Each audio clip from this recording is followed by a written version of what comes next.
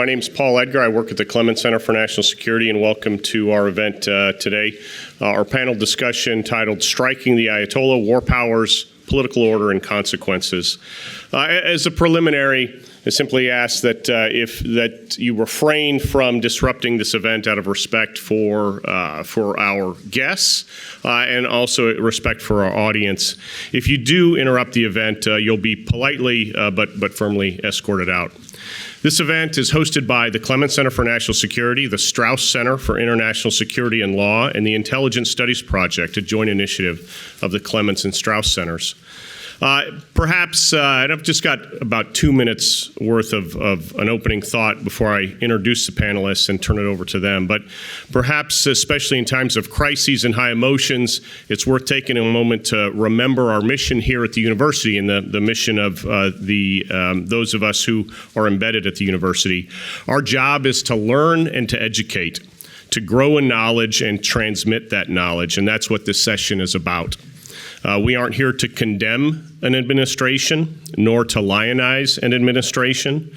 We are almost uniformly career public servants with scholarly credentials. As Americans, we want the foreign policies of this administration and all of our elected administrations to be successful. So we are here to, as best we can in 75 minutes, dissect this event, its origins, its boundaries, its scope, and the ways that it may end. We hope that we model what it looks like to think critically. I like to tell my students that every war generates a life of its own once it is started, once it's let loose. One of the tricks of war is to know as soon as possible exactly what kind of war it is that you are in, and armed with that knowledge, what it will take to secure goals that are achievable and consistent with American interests and American political life. Our knowledge and assessments here of the panelists are offered out of more than a collective century and a half of experience and scholarship. Consequently, we hope that at the end you have learned a few things and that you can better judge for yourself what has happened and where it may lead. Our panelists are, and I'll start from mostly from your left to right, although I'll flip-flop one of them. I didn't get ahead of things and get everybody seated the way my list reads.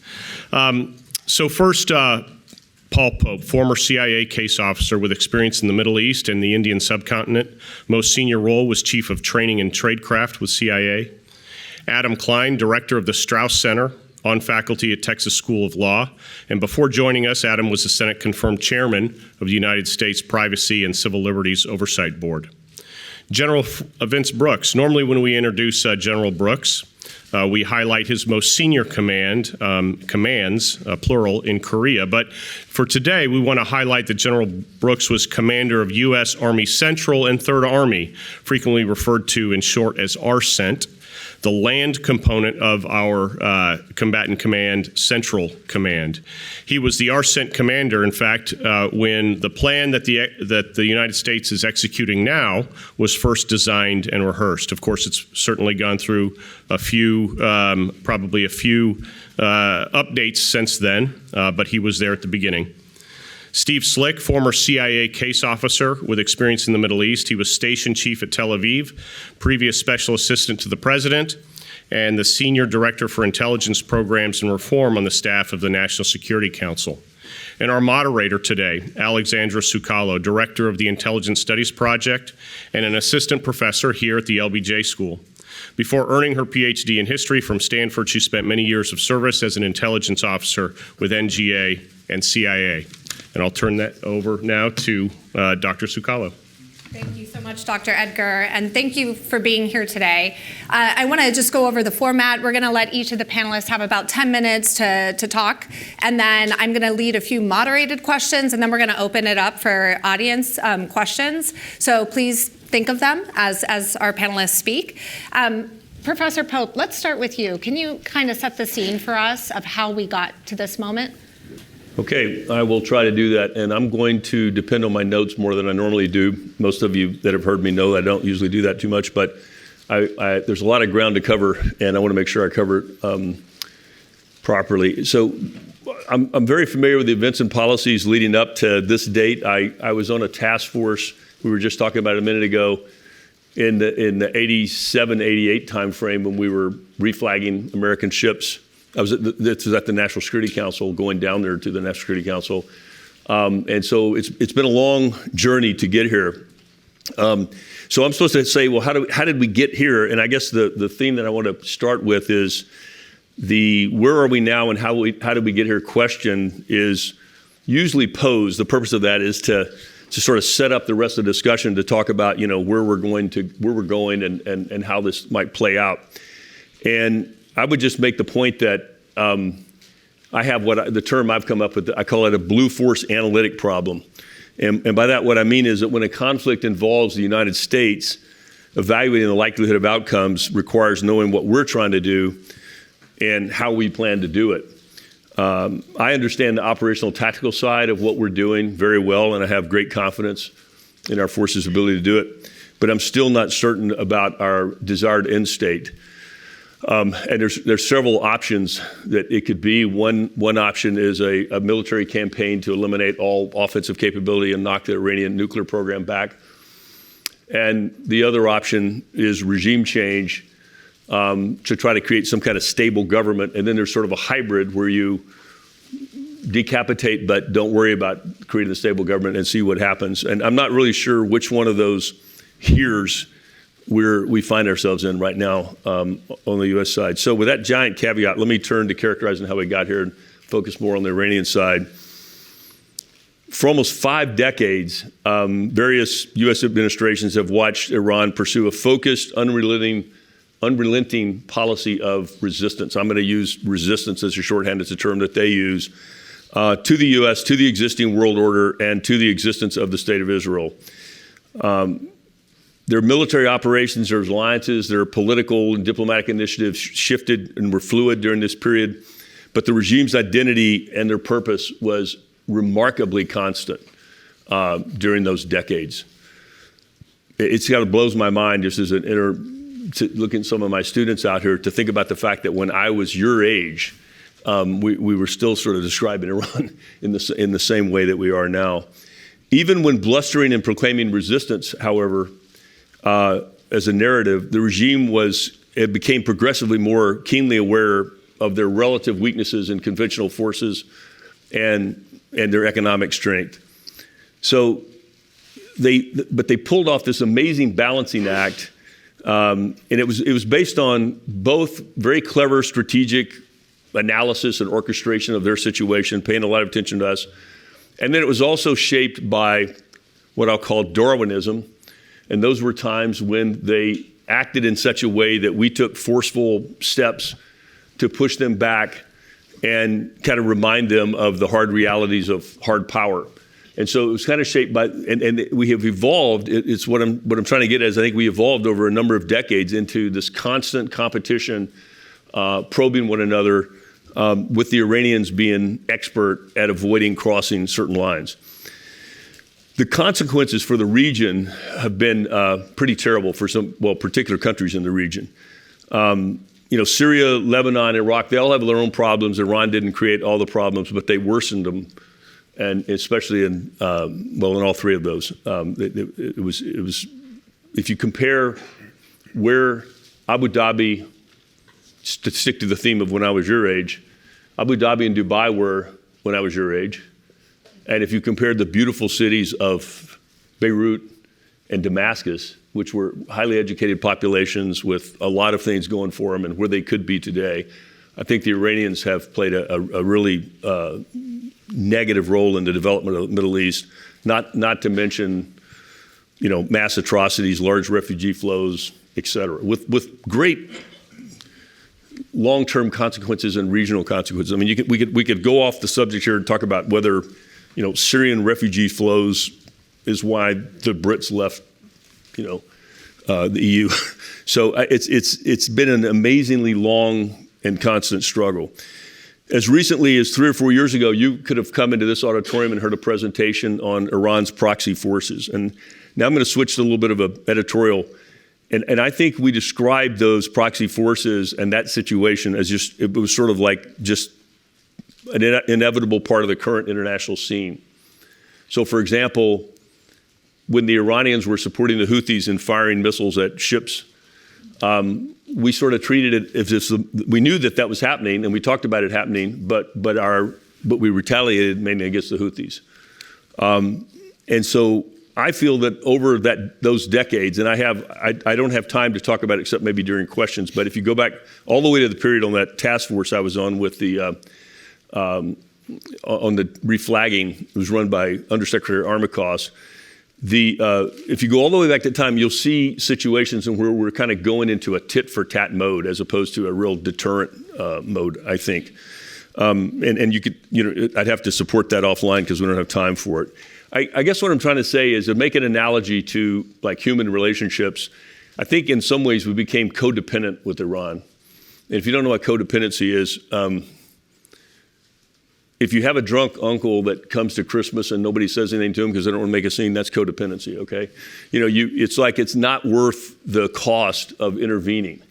And so I'm not blaming us. Don't hear me saying that I'm blaming us for that. But I'm saying that I think there was an element of that.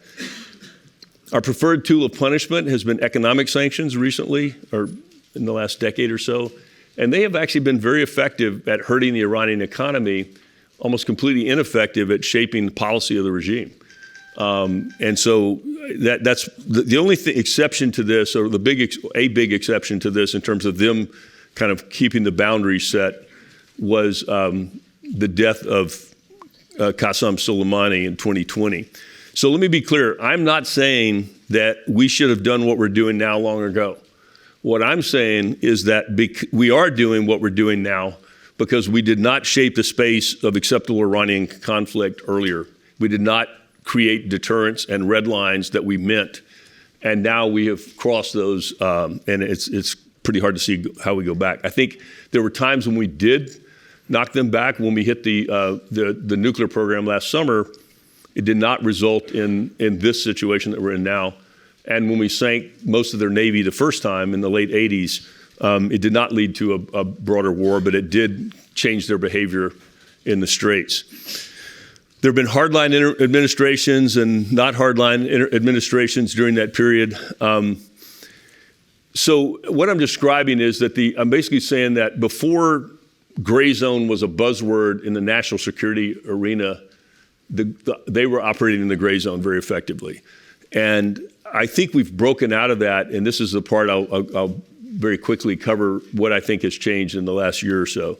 First, I think one of the things that changed that was technology. And what I'm specifically talking about is layered air defense systems that changed the calculus for Israel when they were calculating their strike options. In my opinion, they went from this is sort of possibly unacceptable cost to greater and greater confidence that they could manage what the Iranians could throw at them. And that I think that changed their calculus. The second thing, and a huge one, not second in priority, is the attack by Hamas in October 2023. That rewrote Israel's calculations about not only Hamas, but all of Iran's proxies. After 9/11, a lot of people we talked about, like, why didn't we believe bin Laden? He told us what he wanted to do. We didn't believe him. After October 7th, a lot of Israelis talked about why did we forget the Hamas charter? And I think that October 7th is important, not only because the Iranians were sort of indirectly culpable in the attacks, but also because I think the Israelis and U.S. administrations are saying, well, when they say death to Israel, death to America, and they work on the nuclear capabilities, should we maybe believe them?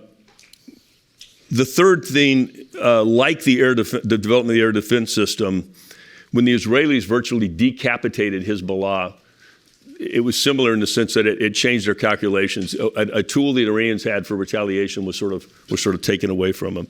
Fourth reason requires imagining sort of a different story, and this is kind of a weird one. Don't think I'm saying we shouldn't have done what we did with Soleimani. That's a separate debate. But Soleimani was the manager of the proxies. Keeping them in that box was what he did. He was really good at that. And I don't know if the Iranians really knew what was going to happen on October 7th. If they did, it's one of the greatest strategic miscalculations in history, in my opinion. And I just wonder, we'll never know how all that would have gone if Soleimani had still been around. when Israel struck last summer in the air war that happened last summer, this is the fifth thing, they devastated their air defense system. So it's a lot easier to go back now for us and for them than it was previously. And finally, the Russians are pretty busy right now. So those are the reasons, in my opinion, that we've had like 47 years almost of this kind of stable situation, and now it's not stable. Thank you. Director Klein, I want to turn to you now. Can you talk a little bit about the legal considerations in carrying out the U.S.-Israeli attack on Iran? When Dr. Edgar asked me to do this, I said, no, I don't want to do it. And then when he said, you have to go second and talk for 10 minutes, I said, no, I want to go last, and I want to talk for less than 10 minutes. And the reason, as my students will know, it's not because I'm reluctant to talk, but it's because I think most of us have a sense that law is not in the driver's seat here. And that intuition is right. That intuition is right. The more interesting question than, is it legal, I think, is what role is law playing here? That being said, I have been instructed to do a basic laydown of the law for everyone, recognizing that most of you are not law students. Some of you are. Some of you are. This may be on the exam, so pay attention. But for those of you who are not, we'll keep it high level, and then we'll talk about what is the actual significance of any of this in this fast-moving geopolitical crisis. Okay, so if you sit down to do the legal analysis, there are two questions. Some of you know this from class, and you have to analyze them separately. The U.S. Constitution, and can the president do this unilaterally without a vote by Congress, is question number one. We'll do that first, and then we'll do international law. And we're doing this quick and dirty, very high level. So under Article 2 of the Constitution, the president is commander-in-chief of the Army and the Navy and the rest of the armed forces, which were created later.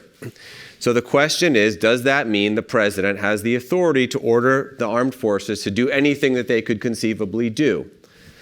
Or simply that he has tactical command of the armed forces once we're at war? The other important part of the Constitution is Article 1, which gives powers to Congress, especially here the power to declare war. Well, the big question is, what does declare war mean? And the original meaning of that, and by original meaning I mean when the Constitution was drafted and ratified, what was it understood, publicly understood to mean, is hotly debated. Does it mean that if we get into a war against a foreign state, only Congress can push the start button, push the go button by passing a declaration of war, or in modern parlance, an authorization for the use of military force? Or does it refer to an outmoded, archaic legal custom of formally declaring yourself to be in a state of war? So imagine an 18th century diplomat with a powdered wig and stockings handing some gold embossed piece of paper to the diplomats of another nation and slapping them with a white glove and saying, I hereby declare us to be at a state of war with you. And some people say it's that, and that it's actually no longer functionally significant. And other people, and I think there's pretty good support in the founding era, say no, the founders did not want the president, like the British king, to be able to take us unilaterally to war for capricious or personal reasons. They wanted the grave question of war and peace to be deliberated by the people's legislature. Okay, that's a legal debate that is one, obviously, in theory, of great significance. In practice, for reasons we'll discuss later, it is not driving the bus right now in terms of decision-making in this crisis. But that's the constitutional debate here in the United States. Is it a war which Congress has to declare, or is it a commander-in-chief action that the president can take unilaterally? Now, we're not writing on a blank slate here. There's a lot of things that have been done in the past 30, 40 years that create precedent. So going back to 1989, which I think is one of the first geopolitical events that I actually remember, Operation Just Cause in Panama. I remember the guy with the wig slapping the guy. Okay, there you go. You got it all up here. The generational spectrum. And General, you may remember better than I, but something like 20,000 ground troops introduced into Panama in Operation Just Cause, President George H.W. Bush. And we dislodged the regime of General Manuel Noriega, who was involved in drug trafficking and all kinds of other bad stuff.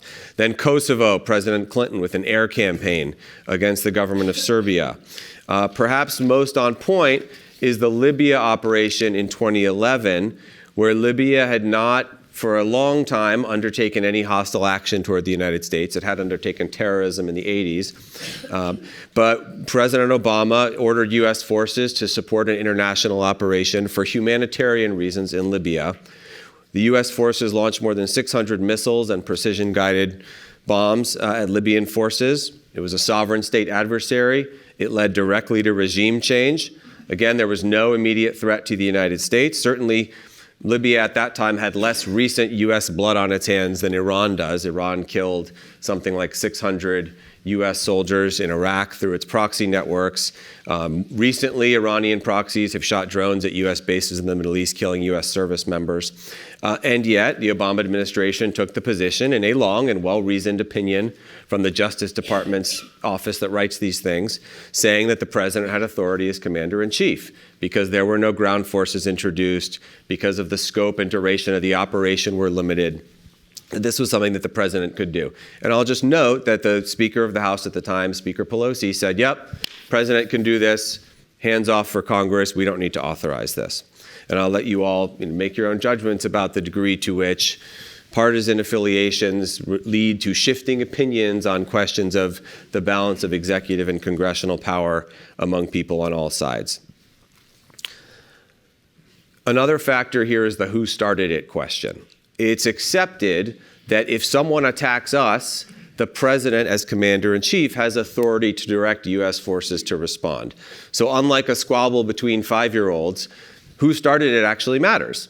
If you can persuasively demonstrate that the other side started it, then there's a more credible case for unilateral presidential authority to respond.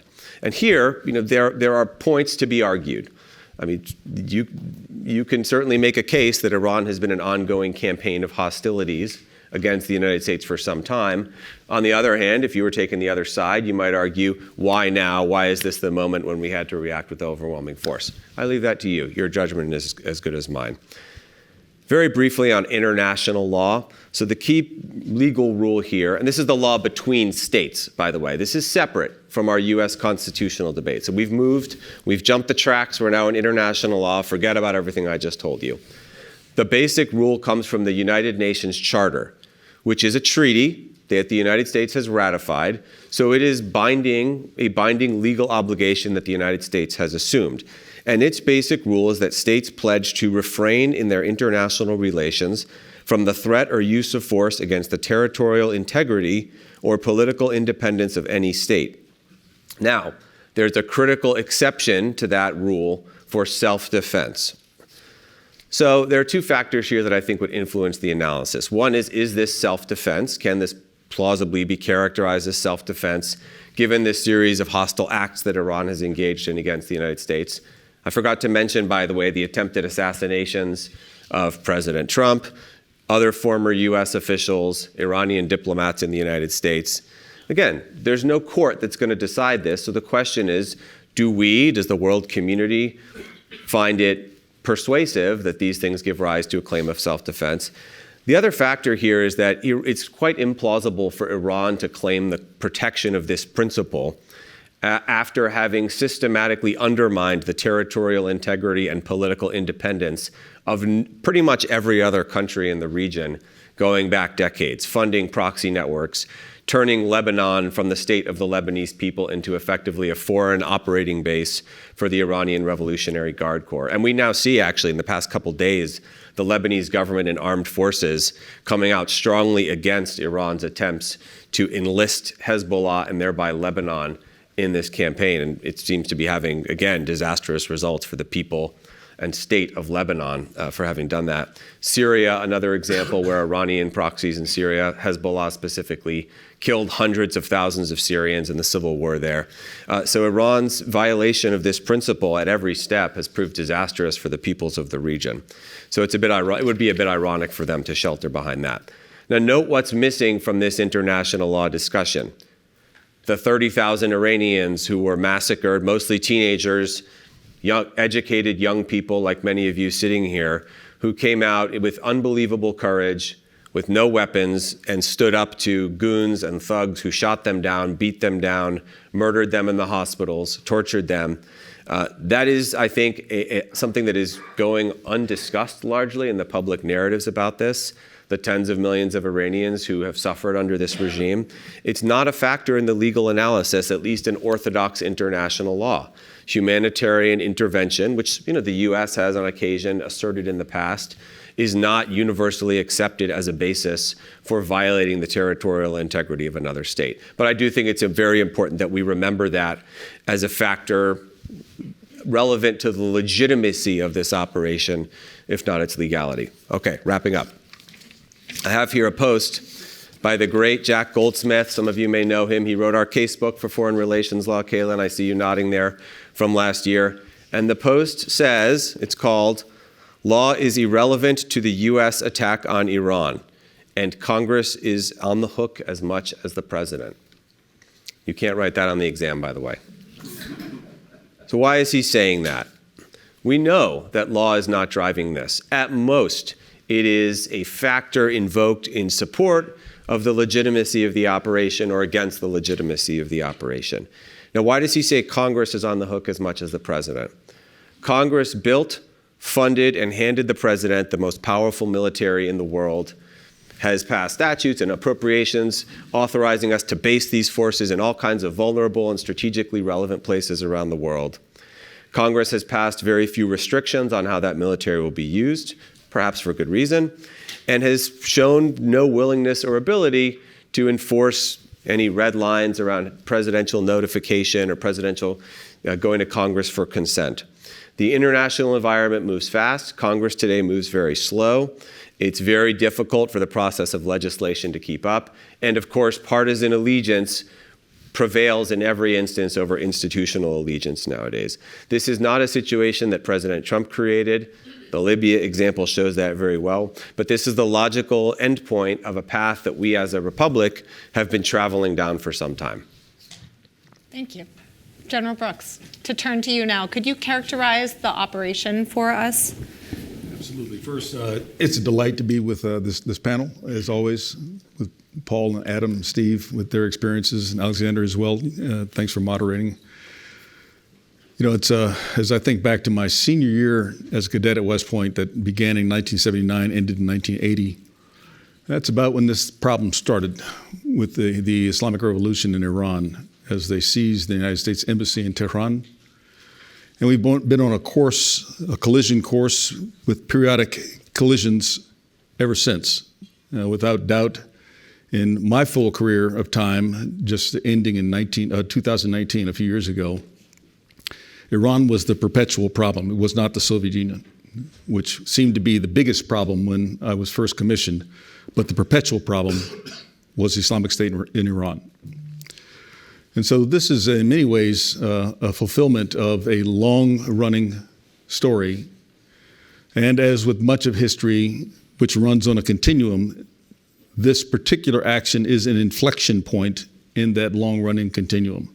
And it will leave the Middle East different than it has been up to this point in time. So let me just talk a little bit about the operation. As Paul Edgar introduced, in 2011 to 2013, I was commanding the army forces of the central region, ranging from Egypt to Kazakhstan. So this was a problem set for us back then, to be sure. And while we were still engaged in Iraq and Afghanistan, reducing in Iraq, building in Afghanistan at the same time, it was very clear we needed to posture ourselves for Iran. How would we deal with Iran, particularly if it got to the point where Iran was threatening all of the Gulf neighbors? And where did we need to be? What kinds of relationships did we need to have? What sorts of capabilities did those states, the Gulf states especially, but also more deeply into Saudi Arabia, as far as Lebanon, Jordan, Israel, what capabilities would they need to have as well? And what I want to say first is our military efforts have been about building these capacities and relationships all the while. And it's really important to understand that as we think about how much do you pay for our military and where are they and why are they there? Often you ask the question once they get engaged in action. But in fact, their presence has made it possible for operations like this to occur. A little bit about the operations. I'd say in broad terms, we have three primary actors engaging in combat action. against one another right now. 3 primary and then several secondary. Israel, trying to reverse an existential threat, the threats against the very state of Israel, communicated principally by Iran and by its network of proxies or other like-minded individuals who they want to support. That's how their foreign minister described it. It was a really weak description. They're proxies. They're the extended arms and fingers of the Islamic Revolution, without a question. And that's been demonstrated over and over again. So Israel is fighting against this existential threat. Iran is now fighting against an existential threat where it felt somewhat secure, but has been, over time, losing more and more capability, as has been highlighted. Each one of these operations, whether it's June last year or back in the spring before that, or back several years, going back to October 2023, going back, et cetera, each one of these has a cumulative effect on reducing some of Iran's capability to project itself abroad. And so we see now a real crescendo with the introduction of the third player, the United States of America, engaging in combat operations in something that has certainly been thought through. This is not a new concept for the military forces in the region, but rather an execution of something that has been thought about, rehearsed, planned, and now implemented over a long period of time. The focus of Israel seems to be very much on attacking the structures of the regime, from the supreme leader himself down into the structures of the regime, its various branches, particularly its security forces, its ability to maintain control on the streets. Those structures are being attacked in large way. The leadership, the ability to command and control, the ability to make decisions. For example, there's an assembly of experts, a group of 88 clerics who decide who the supreme leader is going to be. And they know that that's their role. Normally they meet once a year, but they tried to meet 2 days ago. And the building where they would meet was blown up right before their meeting. Whether they were in it or not is still yet to be determined, whether that effect directly impacted that assembly of experts. That's just an example of a strike against a specific part of the regime's capability. And that effort now is advancing rapidly. So Israel has increased the pace on doing this. The amount of missiles and ordnance and bombs dropped in just the last 5 days is far greater than the amount dropped in the 12-day war last June. They've dwarfed that already. So this is a very, very concentrated effort to destabilize the regime. Now, is this a regime change operation? I don't know. Certainly there's been allusions to that. In fact, it is destabilizing to the regime and may cause the regime not to be able to survive, whether it's from internal upheaval or from just the degree of losses and the inability to reorganize itself. Iran is focused on the economies of the Gulf region and the globe. So their counterstrike is about economy.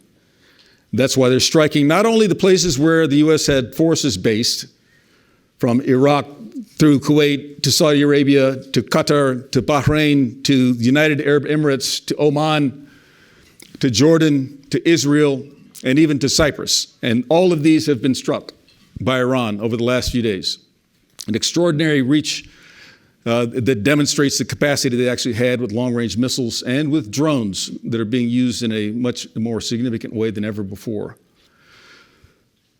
But their additional focus and beyond the military bases has been on economic centers, airports, oil refineries, transport locations, these sorts of things, because they're trying to inflict a degree of pain on the global economy that causes someone to say, stop, stop, stop, we've had enough. Stop what you're doing. And so that causes an acceleration then by Iran to try to increase the amount of pain while Israel is increasing the effects on the regime. Iran is no longer able to maintain central control of its operations. That has been disabled. But now you have a devolution of authorities down into even governor levels to be able to take actions that they deem necessary. And that might include launching missiles. And so this devolution will stabilize at some point nearby, in the near future. And then the American focus has been largely against the nuclear industry, the missiles that are able to cause this reach to affect economy and to affect our bases abroad. But some additional targets against the regime, a particular focus on the Iranian Navy, especially the Revolutionary Guards Corps Navy, and also the regular Navy. Says Iran has two military forces. The Revolutionary Guards, which they use for expanding the ideals of the revolution, including distantly abroad. And there's also their regular forces who maintain security of their coastline, maintain their territorial integrity, but also for their army, maintain security on the streets. These are being attacked by U.S. forces to dismantle their ability to project any kind of power abroad and to resume now the free flow of oil and commerce through the northern Arabian Gulf, as Americans refer to it. Iran refers to it as the Persian Gulf, through the Strait of Hormuz, out into the Indian Ocean, and back around to the Red Sea or across to the East Indian Ocean, crossing into the Pacific. This is an extremely important area for commerce for the rest of the world. The United States is not dependent on it, but the rest of the world is. This is what the U.S. is working to peel back, taking the capability of Iran away from being able to do these things, and that's why you hear all this emphasis on their Navy. In a few days, we'll probably see some stabilizing of this. We're already seeing a significant reduction in the number of missiles being launched by Iran, the number of drone attacks that are occurring, and their effects in some of the adjacent countries. But there's already an economic effect that we see happening in the rising price of oil and the temporary suspension of underwriting for vessels that flow through the Arabian Gulf. All these things have consequences that will be felt for a period of time. Inflation will occur in lots of countries around the world beyond the ones that are being struck. So this effect is much broader and should be thought of this way. Next point I want to make is that the nature of this operation, the term air war comes up every now and then, or air campaign. There really is no such thing in modern military parlance for the United States. We operate as a joint force. All elements of the joint force are involved in this operation. So whether it's long-range precision fires being conducted by Army elements, ground-based air and missile defense, which has been critically important, provided by the Army, the air efforts being conducted by the Air Force and the Navy, strike operations coming from naval vessels afloat in the Arabian Gulf and elsewhere, whether it's space forces that are conducting everything from surveillance to cyber operations to maintaining networks. All the services are involved. Special operations are involved. And beyond the military joint force, we have the broader parts of the U.S. government. The intelligence community is very, very busy right now. And they're absolutely critical in what has been unfolding. Whether it's the precision for where Israel did its strikes or where we find the Iranian Navy located as they try to get away from their original bases, including where their vessels are located out beyond and in international waters, as we saw an American submarine sink one of their combatant vessels just in the last 24 hours. This is intelligence also. So think of it very differently than we have historically talked about it. There's no air war, then ground war. These things are gone. They're constructs of the past for the United States. That is not the case for others, but that's absolutely the case for the United States and is part of our special power.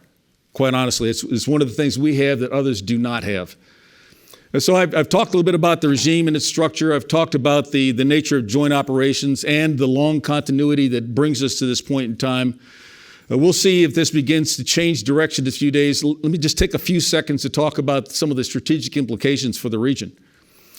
The big play here, in my opinion, is the relationship among three Islamic centers of influence and also the relationship between the Mideast region and Israel. These are the two big pieces that are in play. The three centers of Islamic influence are Iran, which has hijacked Shia Islam. It's not the original center of Shia Islam, but has hijacked it through a political Islam brought about by the 1979 revolution.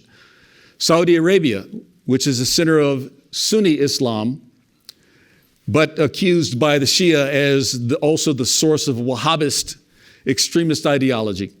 And Turkey needs to be considered as the third among these three, which is balancing its considerations of Islamism versus secularism. So will this create a condition where there's a new shifting of weight? Next, will there be a new relationship between Saudi Arabia, the Gulf states, and Israel? And I think that candidly is the big jewel that is in the eyes of the current U.S. administration and the Israeli administration, as well as the Saudi Crown Prince, that this new relationship will change the international order in the Middle East. And it can't occur as long as Iran exists as it has under the Islamic Revolution. So will this revolution end with this operation that we see unfolding, or will it regenerate itself? Will there still be a projection of a revolutionary Islamic power in the form of the Revolutionary Guards Corps and its proxies, or will those now be reduced for the first time since 1979 in a way that they're no longer effective in the ability to stabilize or destabilize governments and regions? That's what's in play right here. And it's a big strategic play, and it has potential to fail. And military instruments alone cannot accomplish this. There are limits to what military power can do. It sets conditions, but it cannot finalize the outcome. And so it's yet to be seen whether this will be a success or an abject failure. Thank you. Let's turn now to intelligence. Professor Slick, you were COS for Tel Aviv, spent a lot of time working with the Israelis. I'm curious in your thoughts of Israeli involvement as well as the intelligence operations surrounding the military operation. Sure. Thanks very much, Alexandra. And thanks to the Strauss and Clements Center for pulling this together on short notice. It's a lot of fun and important to do. I apologize in advance, as Paul did earlier, for sticking fairly closely to my script. And I'll be honest with you, that's for my protection and a little bit of yours. But mainly it's to ensure that we have some time left at the end for the student questions, and I'm glad so many of you turned out. I'll start first by maybe modestly challenging one of the emerging pieces of conventional wisdom about all this, that it's incredibly important and will be memorable from a historical standpoint. I'm not so sure. The joint U.S.-Israeli airstrikes are certainly notable to the extent they involve serious physical, commercial, and diplomatic risk. But depending on what takes place in the next 2 weeks, I'd suggest there's a non-zero chance that all this ends quite inconclusively, with the Islamic Republic still ruling Iran and committed more than ever to developing weapons that will deter future attacks on its territory. It's even possible that in several years we'll look back on this military operation as just one in a series of external attacks on strategic targets inside Iran that started last June with 2 weeks of continuous attacks by Israel and U.S. forces and continues today. I was asked to say a word, as Alexandra said, about Israel's broader approach to its security and also describe a few of the intelligence issues that I see implicated in all this. Israel's interest in decapitating the Islamic Republic's leadership, degrading its ballistic missile stocks, and preventing a restart of the nuclear program is long-standing and consistent.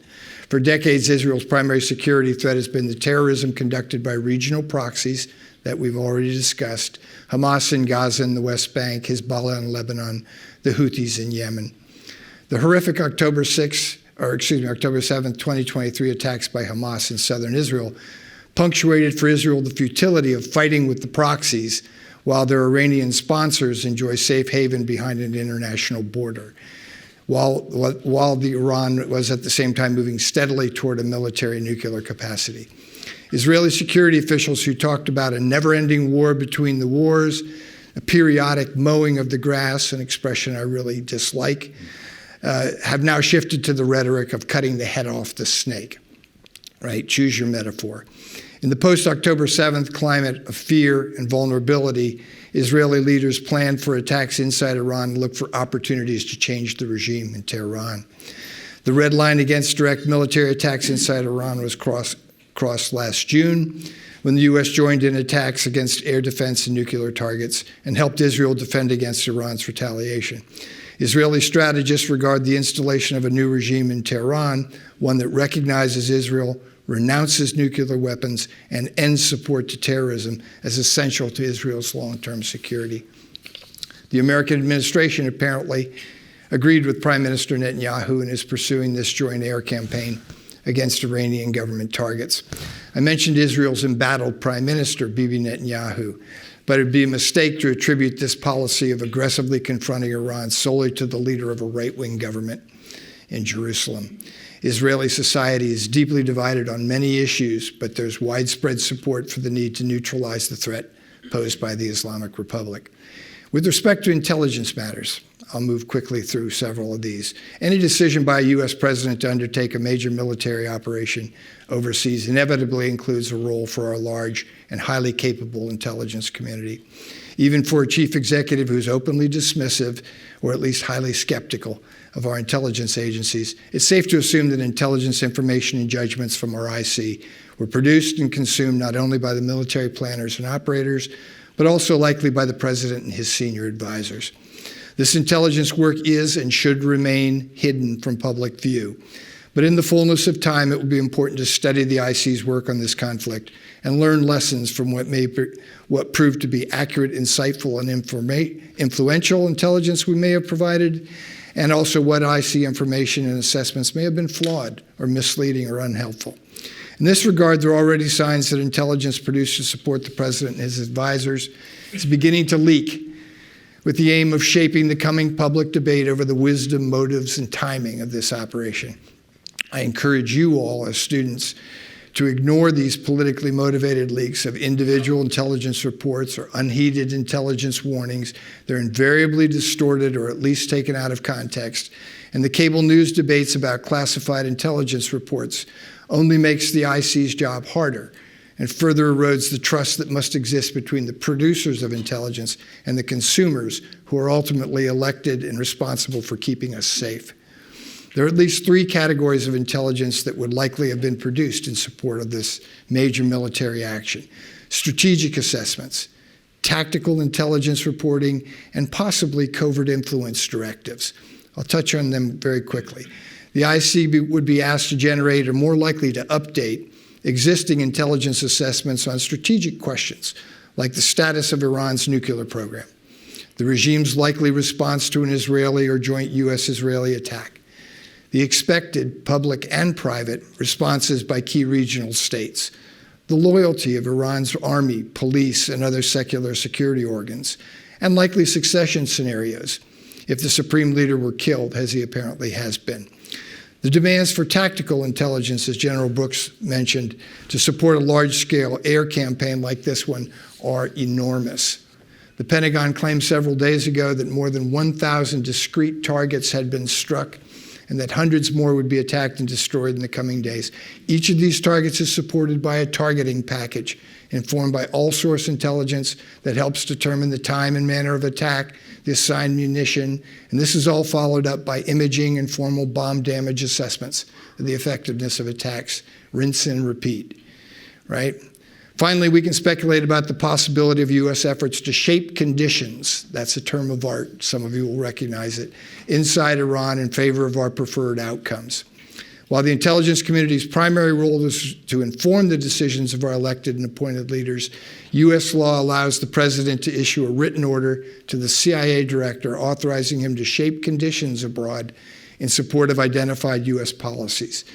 Students, and I see several of you here from our Covert Action Seminar, are familiar with these procedures, as well as the CIA's very mixed track record of executing presidential findings.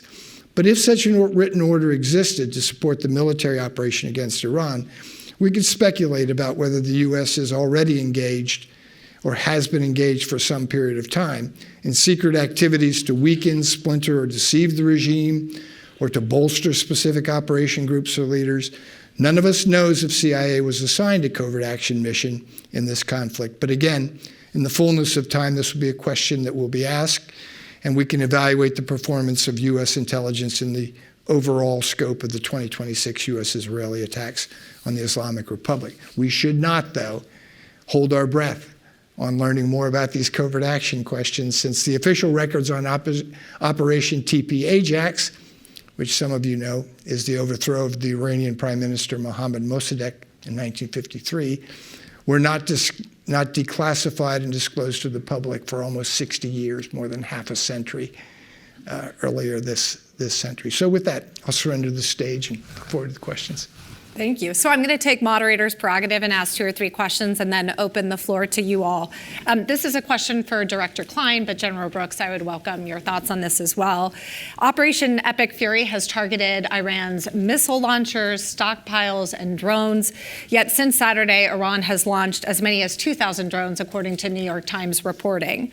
The U.S. and Middle Eastern countries have intercepted most of them, but interception is not free. A single Shahed drone costs Iran as little as $20,000, whereas a Patriot interceptor missile costs approximately $4 million US. And US stockpiles, I should add, are not unlimited. Are we already witnessing the limits of expensive high-end defense systems against cheap, mass-produced attrition weapons? And I'd also invite you, if you're willing, to address the harder downstream question, which is, does the U.S. have the industrial base and capacity to replenish these armaments at this pace? The answer to the last question is easy. Not yet. We need to run as fast as we can to be able to make more of these things much more quickly. The administration knows that. They're grabbing the defense contractors, banging heads together, and trying their best to stimulate that. There are a lot of people in Austin working on these problems as well. The cost exchange issue, whereby you use something expensive to shoot down something cheap, is important, but I think it can be a little overstated. We have, I don't want to say infinity money, but lots of money, to the point where we could be dropping barrels of money instead of bombs on Iran and still keep the operations going relative to Iran. So we are a very wealthy country. We should use expensive things to defend our forces, our ships, our allies. The second question is, what are you defending with the $1 million interceptor missile? If you're defending a ship that costs hundreds of millions or multiple billions of dollars, or a skyscraper that costs hundreds of millions of dollars, that's a great trade, and keep doing it. The third point is, as I understand it, in most cases, you don't need a Patriot missile to shoot down a Shahed drone, which is slow, very loud, not stealthy at all. These things can be shot down with fighter aircraft, and that's why there are fighter aircraft patrols circling around all over the Middle East right now, including by countries that are not taking part in the offensive operations.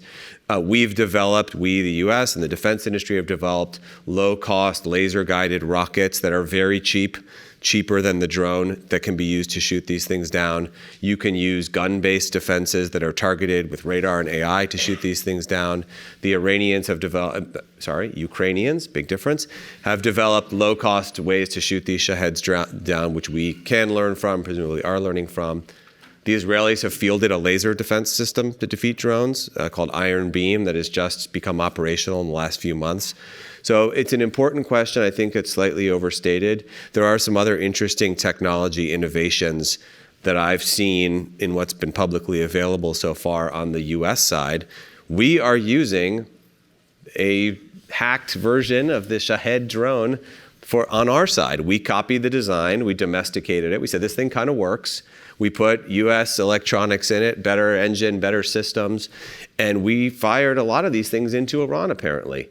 And they are much more efficacious for us than they are for the Iranians, because the Iranians have no air defenses. So you can send something that's pathetically slow, loud, and obvious into a country with no air defenses, and it can precisely hit its target for much less than the cost of flying an F-35 over and dropping a precision-guided bomb on the same thing. So that's an example of us innovating, hacking our way down the cost curve, and we fielded that system very quickly, as I understand it, and I think that's commendable.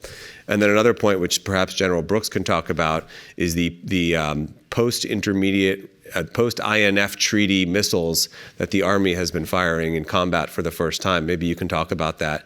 That's a very significant development enabled by the treaty that we exited, perhaps controversially in some quarters, about 10 years ago, that prohibited us from developing those missiles. Yeah, I love all your points. The drone question often comes up. So certainly we see drones being used in a much more significant volume than in recent years, with the exception of the Ukraine-Russia war, where they really took off quite a bit. It's not the first introduction of drones by any means. The reverse engineering, thanks for raising that, Adam, of taking a Shahed, making it better, and then firing at the Iranians is absolutely something that's been going on here. The effort to metaphorize it a bit is thinking about whether you want to spend all of your time trying to block arrows that are being fired at you and deflect stones that are being thrown with the arrows, because there's a combination of things being fired on these countries, or whether you want to kill the archer and kill the stone thrower so they can't throw any more stones. That's the effort that's actually being undertaken. So there has to be a defensive effort first that's done with layered air and missile defense. It's ground-based, it's sea-based, it's directed energy, it's laser, it's cyber, it's all these things in layers joined together by an alert warning system that ties together several countries. It's actually a remarkable arrangement that's occurred in the Gulf states, and it's taken about 20 years to build that. And so you'll see Kuwaiti aircraft that are putting up a cap over top of Kuwait, and Emirati aircraft and Emirati terminal high altitude air defense that was sold to them by the United States 10 years ago. All these things are now layered and integrated with one another. It's pretty remarkable. So there's not a cost calculation that really should enter into this, in my opinion. Certainly if it's a one-on-one, then you can see why that question would come up. But when you talk about going against a layer, there's still air defense on the west side of the Gulf. There is no air defense on the east side of the Gulf. Consequently, as Adam just said, anything that we send can reach its target if it's precisely guided. The long-range fires part that you just brought up, thanks for raising that as well. And I alluded to it a bit earlier as one of the contributions being made by the land part of the joint force. This is essentially it's a modernized long-range surface-to-surface missile that is launched by Army forces, replacing what some may be familiar with, the Army Tactical Missile System, or ATACMS, which really came into play during Desert Storm 35 years ago. But it's still been in use the whole time. Well, the range has been extended. The payload has been changed. The number you can carry at a given point in time in the same chassis has been multiplied. The smartness of the warhead has been increased significantly so it can guide itself to target. And the difference in range, for example, just to put it in context, is if the previous version was able to fire from Austin to Dallas, and that's about the range. By the way, the Strait of Hormuz is the distance from here to Round Rock. It's very narrow. So being able to shoot from here to Dallas is to reach deeply into Iran's territory. The newer version, long-range precision strike, allows you to fire from Austin to Amarillo. Or instead of Austin to Corpus, it's Austin to Monterrey, Mexico. That's the range difference. It's another 200 kilometers on top of a 300-kilometer range. And so that expands the options available to strike deep into the territory of Iran and to have a very specific effect on a target with a strong payload that can make a difference. That's one less aircrew. That's one less very expensive missile that comes off the rail of an aircraft. They have to fly back to their base and reload. It's one less missile coming out of a magazine of a naval destroyer in the Gulf. So it's one more arrow that is added and one more danger that's been provided there. So this is modernization happens in warfare. And you see technologies that have been designed and experimented in the interim now being applied and being improved thereafter for whatever comes next. Thank you. So I'm going to ask one more question. This is for Professor Pope and for Professor Slick. On Truth Social, Trump boasted about the sophistication of the U.S. and Israeli intelligence and tracking systems in killing Khomeini. He said there's not a single thing that the leader could have done to have hidden from the U.S. intelligence service. But reports suggest he died in his office at the start of the Iranian work week. So there was no bunker, no evasive movements in a predictable location. Does that tell us more about the limits of Iranian protective security than it does about American or Israeli capabilities? And what does it say about the Iranian leadership's threat assessment? Did they simply not believe that they were genuinely at risk? Well, I think that must be true, that they were at least underestimating it. I think they knew they were in a crisis. That's why they were going to meet. But what I was trying to describe earlier was I believe that we had not communicated to them how serious we were about some of the things the red lines that we had. And, we have gone to there's been periods where we've had these kind of tensions before, where we've said this is unacceptable, but we accepted it. And this time, that's not what's happening. So I don't know if it was a matter of routine, a matter of, I don't know. I have no insight on that. I do know that it's pretty impressive that they were tracking this carefully, what was going on. And I don't know all the details on that. I'd like to. I think that's an interesting offshoot or flows out of the manhunting that we learned to do after 9/11 and the kind of skill sets that we developed with teams of people, not just operations officers collecting information, but entire teams of integrating all source, but also augmented by sources on the ground. So it was an impressive thing. I don't know the answer from the Iranian perspective. I think it was a pretty dumb idea to go to the office. I'll associate myself with Paul's reaction to that. I can't explain it. I think ultimately it was a miscalculation on their part, a strategic diplomatic miscalculation. They clearly didn't believe that Israel or Israel with the permission, likely that conversation was held with the President of the United States, were willing to kill the supreme leader of the Islamic State of Iran while negotiations were underway and before hostilities had commenced. Now, that may be in the history and context of manhunting and Israel's record of decapitating skills and leaders from enemy programs. I'm thinking of the death of Qasem Soleimani, the IRGC Quds Force commander, the death of Hassan Nasrallah, the Hezbollah leader, the decapitation of the Hezbollah leadership through that incredibly creative pager and walkie-talkie operation. Clearly, we're very good at this. The Israelis are at least as good, if not better. And we've always given credit to the MOIS and the IRGC, the security forces in Iran, for being smart and good at what they do, somewhat restricted by resources, somewhat restricted by ideology, but damn good at what they're asked to do. And this is an exception to that. I think it's a miscalculation that they ended up costing the life of the supreme leader. And you can tell it was a celebrated success because the U.S. and Israeli security services are now busy through proxies trying to get credit for having come up with it's clearly one of the high points of this military operation so far. And so through proxies, the intel services are squabbling over who gets credit for it, which is welcome to Washington.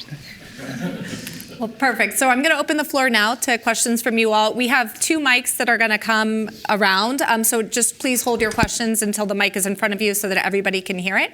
I'm going to go for a question in the front here, please. Thank you so much. Daniel Pate, Aerospace Engineering, Plan 2 Honors Major. In what ways could U.S. involvement in Iran distract attention from China and the Indo-Pacific? And then conversely, how could the U.S. disruption of Iranian oil supplies potentially, harm China's ability to continue to operate in various different domains in the Indo-Pacific? General Brooks, maybe. I'll take a run at that. Does it distract from focus on China? Temporarily. But remember, we in the United States have a global system of military commands that are focused geographically. And I can assure you that Admiral Paparo hasn't diverted his attention at all, other than to be concerned about whether he has to release any assets or munitions, for example, to this other region while you have a hot war going on. So his focus has not changed. And therefore, the U.S. is not distracted by this because they have a portion of the United States security apparatus that is continuously focused on this, as well as a series of intelligence structures that are focused on this as well. Are there resources available right now? That's a different story. We can conduct operations in 2 places simultaneously. Some of you may have seen operations occurring in the U.S. Southern Command area just within the last few days in Ecuador. And this just comes on the tail of operations in Venezuela. And then there's operations in Iran. Now there's what's next. The United States is able to operate on a global scale. Okay, so it's not a diversion of consequence. It is certainly a diversion of political attention and informational focus. No doubt about that for now. What's in the minds of the American body politic and the global body politic. As regards the economic implications for China, China is one of the most dependent countries on Iranian oil. So that's their primary source of oil flow.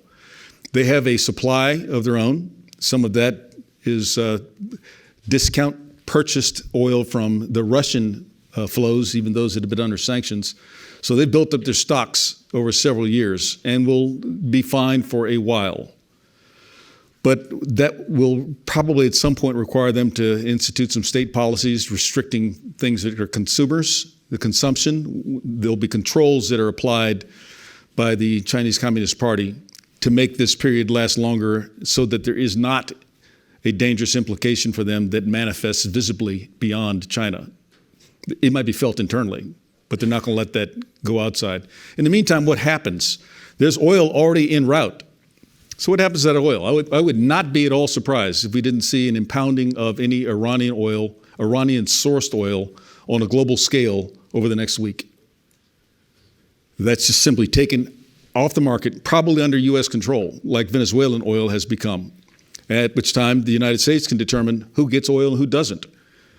And that will be used for economic leverage here, and I think the very near future. That's just my estimation. Shall we take another question? Let's see. Let's go in the back, Rendon.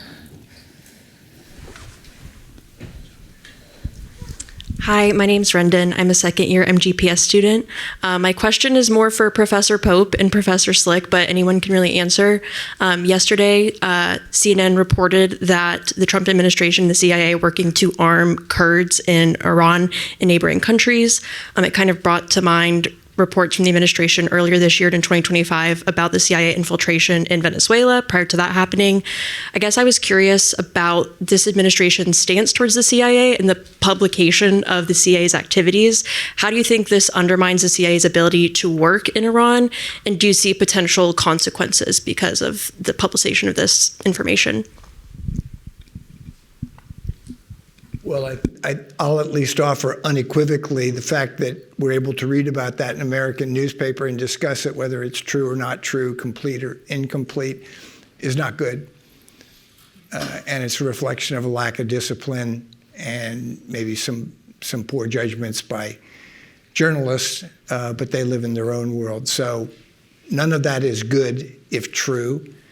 I don't think anybody, including the government in Tehran, would be surprised to learn that both the United States and Israel have long-standing, meaning generations, relationships with various Kurdish families and leaders in that part of the world. And it's not, I'm not taking a risk to note that the Iranians are well aware of their nationalities problem. It's a diverse state. They have Azeris, they have Baluch, they have Kurds. All sorts of people would like to be on their own or somehow outside rule from Tehran. And as I said, to the extent that this article implies that maybe we're fostering that or promoting that or assisting that splintering, that would have to be done under secret arrangements through a covert action finding, but it doesn't seem implausible to me. But I lament that we're here talking about it. Yeah, Rendon, I want to speak to it a little bit. I like Steve started off by saying it's not good it's in the paper, but if we're actually doing that, it won't be long before people know, as you said. One rule separate from an intelligence, if you can ever get the Kurds in the fight with you, you want to do that. Okay, they know how to do that. But what this would mean, and you know this from taking Professor Slick's class, is it means that's not foreign intel gathering, that's covert action, right? So it would mean that we had a program to do that. A lot of times the secrets that you're you're not protecting the secret that you're doing it. I mean, when I was on the National Intelligence Council, I was one of the lead analytic people on the war in Afghanistan, and everybody knew we were doing it. But they didn't know a lot of the elements of it. They didn't know the degree that, for example, the Chinese were supplying weapons through Egyptians, through Pakistan, all that's out there now, but protecting those actors that were facilitating that. So a lot of times a story leaks that the CIA is doing something, but that's not really what we're protecting. We're protecting details underneath that. And this is a little bit of a glimpse into the wilderness of mirrors. We don't know the sourcing on that, or at least I haven't read the article and see how they describe the source. It might be the separatist group themselves who want it known that they have a relationship with the U.S. government, and that can make it wildly inaccurate. Lots of people, lots of interest involved in this. So that's why I encouraged you earlier when I spoke about being skeptical and questioning about things you're reading. It's not helpful. Let's do you, sir. Let's the mic. Yeah. Yep. Perfect. Thank you. Hustle. Chop, chop.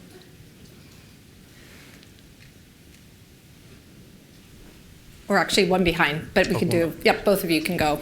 How about we collect 2 questions since we're getting close on time, and then. Yes, my question is primarily for Professor Klein. Internationally, is this war pretty much the end of the liberal rule-based international order? In 2003, W. Bush at least made the attempt to go to the Security Council to get a vote. I mean, he didn't get it, but at least he went through the motions. But it doesn't appear like this president did that at all. And also, I would mention that this is the second time in less than 12 months that the U.S. and Israel have attacked Iran in the middle of negotiations. So, I mean, who would even consider the U.S. as a neutral partner when it comes to negotiations? And then I guess domestically, you mentioned, of course, the Constitution, Article 2. This president seems to operate under the assumption of l'état c'est moi. He can do pretty much anything he wants. And again, W. Bush 23 years ago at least went to Congress and tried to, create some support in Congress for what he's doing.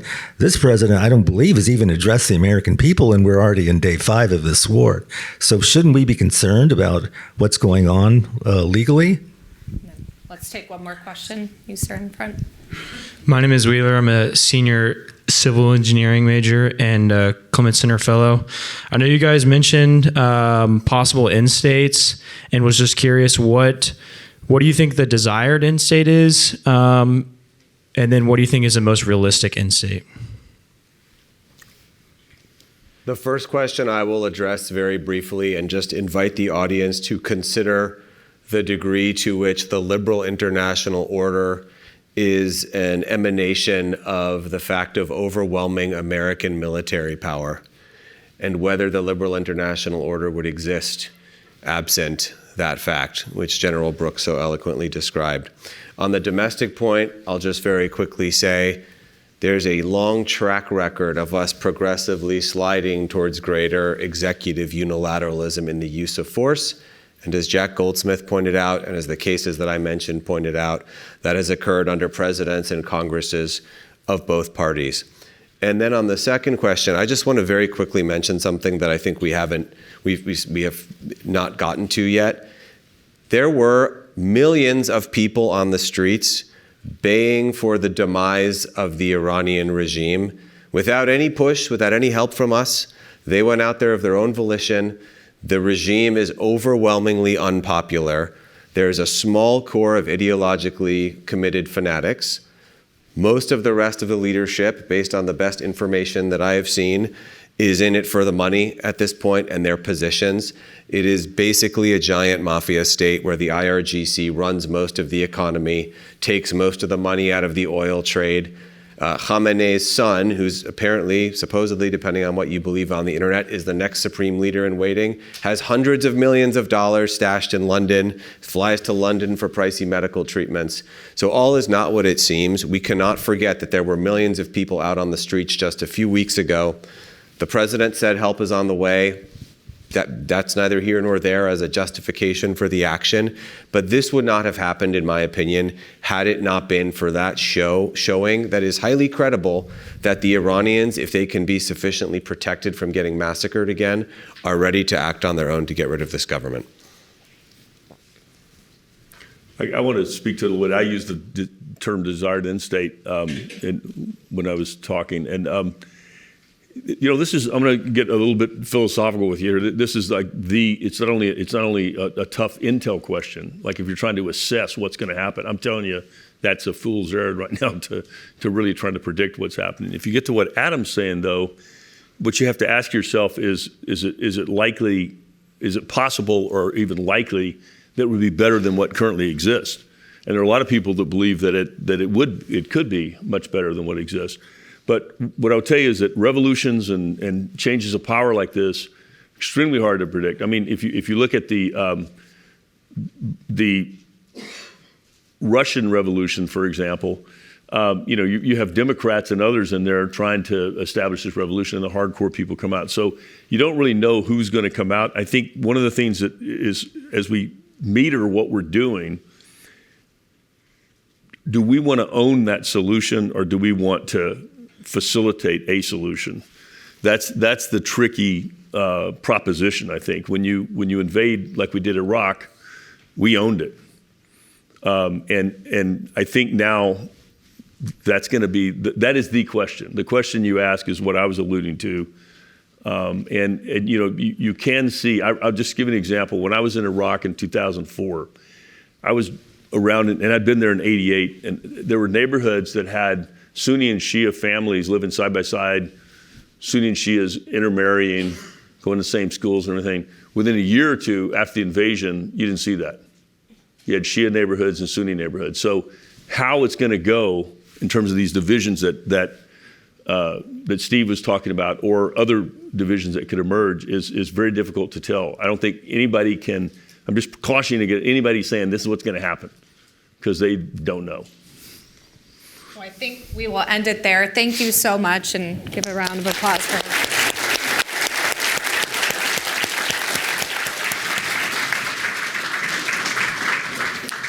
Thanks, everybody, for coming. As you're packing up and leaving, let me highlight to you tomorrow, A Revolution to Come, a history of an idea from Thucydides to Lenin, at our same time, 12:15, and this one will be in the William Powers Student Activity Center. Thanks for coming.